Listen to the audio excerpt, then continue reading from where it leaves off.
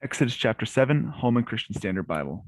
The Lord answered Moses, "See, I have made you like God to Pharaoh, and Aaron your brother will be your prophet.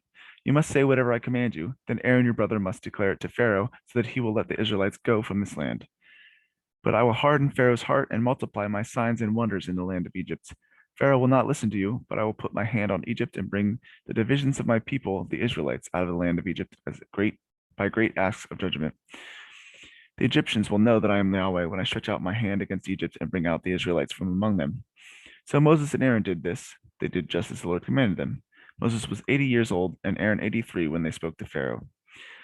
The Lord said to Moses and Aaron, "When Pharaoh tells you, perform a miracle, tell Aaron, take your staff and throw it down before Pharaoh. It will become a serpent."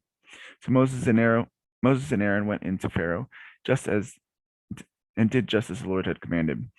Aaron threw down his staff before Pharaoh and his officials, and it became a serpent. But then Pharaoh called the wise men and sorcerers, the magicians of Egypt, and they also did the same thing by their occult practices. Each one threw down his staff, and it became a serpent. But Aaron's staff swallowed their staffs. However, Pharaoh's heart hardened, and he did not listen to them as the Lord had said. Then the Lord said to Moses, "Pharaoh's heart is hard. He refuses to let the water go, or let the people go. Go to Pharaoh this morning. When you see him walking out to water, stand ready to meet him by the bank of the Nile. Take in your hand the staff that turned into a snake.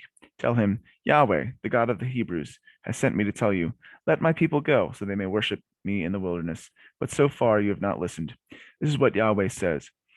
Here is how you will know that I am Yahweh. Watch, I will strike the water in the Nile with the staff in my hand, and it will turn to blood. The fish in the Nile will die, the river will stink, and the Egyptians will be unable to drink water from it.' So the Lord said to Moses, 'Tell Aaron, take your staff and stretch out your hand over the waters of Egypt, over their rivers, canals, ponds, and all their water reservoirs, and they will become blood. There will be blood throughout the land of Egypt, even in the wooden and stone containers.' Moses and Aaron did just as the Lord commanded in the sight of Pharaoh and his officials. He raised the staff and struck the water in the Nile, and all the water in the Nile turned to blood. The fish in the Nile died, and the river smelled so bad the Egyptians could not drink water from it. There was blood throughout the land of Egypt. But the magicians of Egypt did the same thing by their occult practices. So Pharaoh's heart hardened, and he would not listen to them, as the Lord had said. Pharaoh turned around, went into his palace, and didn't even take this to heart. All the Egyptians dug around the Nile for water to drink because they could not drink water from the Nile. 7 days passed after the Lord struck the Nile.